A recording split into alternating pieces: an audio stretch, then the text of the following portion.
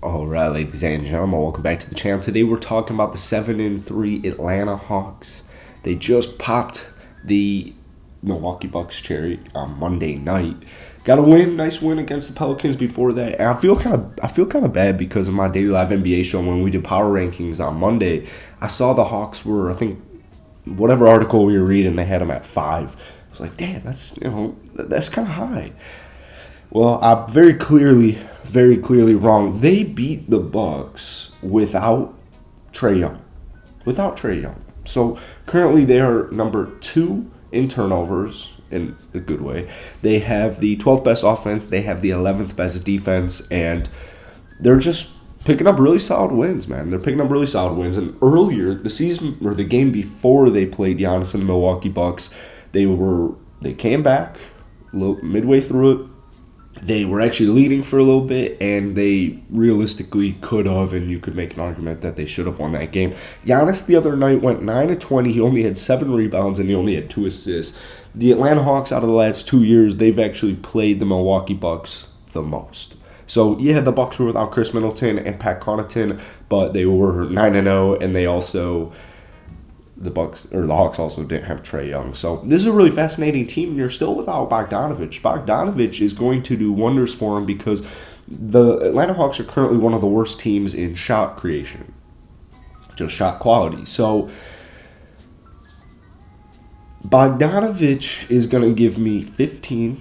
He's going to give me reliable three-point shooting. He's going to give me over a steal a night. He is also...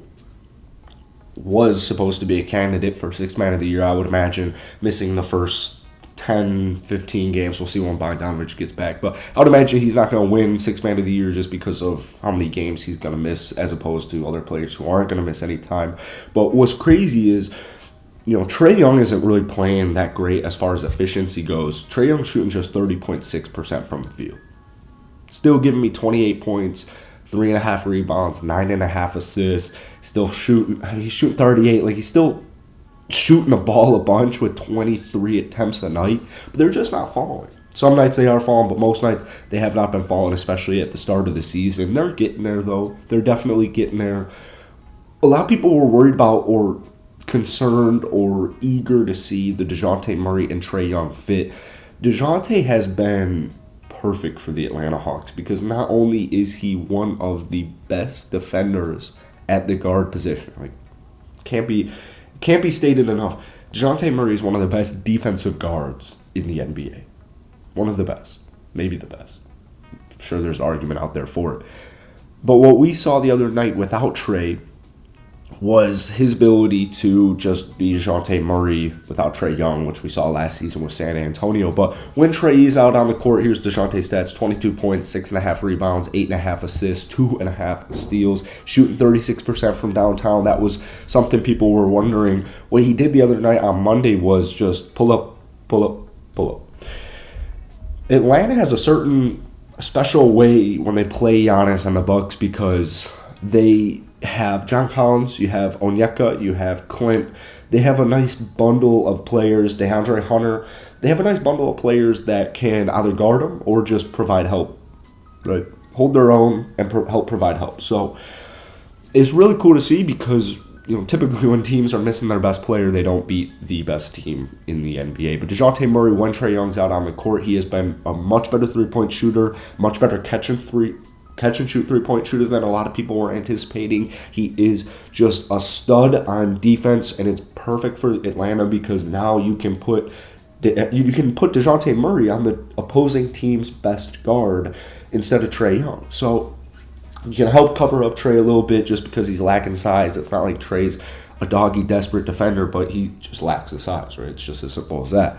DeJounte has been great with cutting. He has been great with just moving around. He has been a very selfless basketball player. And it's cool to see because you have Trae Young in the first quarter. You have Trae Young in the third quarter.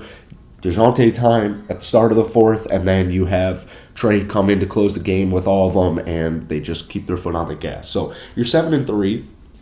I think Atlanta personally very easily will be a top 10 offense. Guys like John Collins right now are struggling desperately. John is really struggling. He's shooting 52% from the field. However, shooting just 28% from downtown. He's averaging only 13 points. He is giving you 9 rebounds, which is nice to see. He's also shooting the free throw at a 91% clip, which is awesome. But I would imagine John Collins picks it up. I'm curious to hear what Hawks fans have to say about John Collins for the rest of the season. I like, it's what was that year? It was like second year in the league, second and third year in the league back in 2018, 2019, and 2019, 2020, where John Collins was giving me 22 points and 10 rebounds, playing at an all-star level. I'm not worried about John Collins.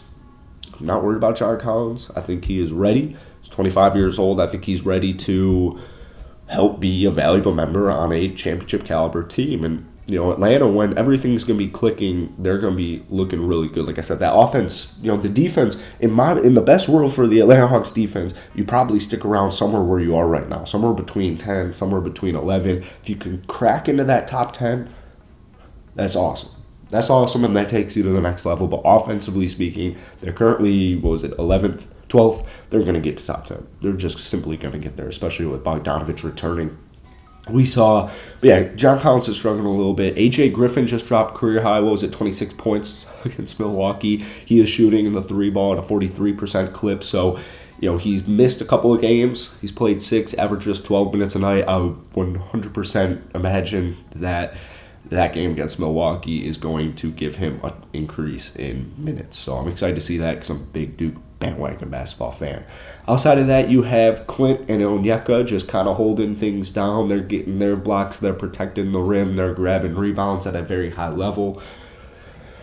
I'm curious to hear what Hawks fans want to do with Clint Capella, if you just want to keep him or maybe look elsewhere. I do think Onyeka is the future. However, Onyeka's biggest issue is fouling. He's averaging 3.1 fouls per night this year on just less than 20 minutes a game. So DeAndre Hunter, kind of last guy I want to talk about. Actually, you know what? We'll talk about it a little bit more. DeAndre Hunter so far this season is shooting a very nice 41% from downtown. About 15 points, a little below 15 points. I'm very big on DeAndre Hunter. I really like to see that I really loved seeing what he did in the playoffs where he was giving me 20 a night. I think with a lot of the guys with the Hawks right now is you have so many new faces. Guys like, Aaron Holiday, Justin Holiday, Jalen Johnson's playing this season. There's a lot of new faces, especially with DeJounte, where I think everybody's just trying to mesh and everybody's trying to gel with each other. They're building the chemistry, they're building the rapport, but they're also trying to just figure out playing with each other, right? And I think at 7-3, they are definitely on the right track. So Atlanta, as far as I'm concerned, right now, you're definitely a top 4 team in the Eastern Conference. So let me know what you guys are thinking about the Atlanta Hawks. As always, hit that like button, hit that sub button. If you want more Hawks content, show some love down below. I'll see you guys later.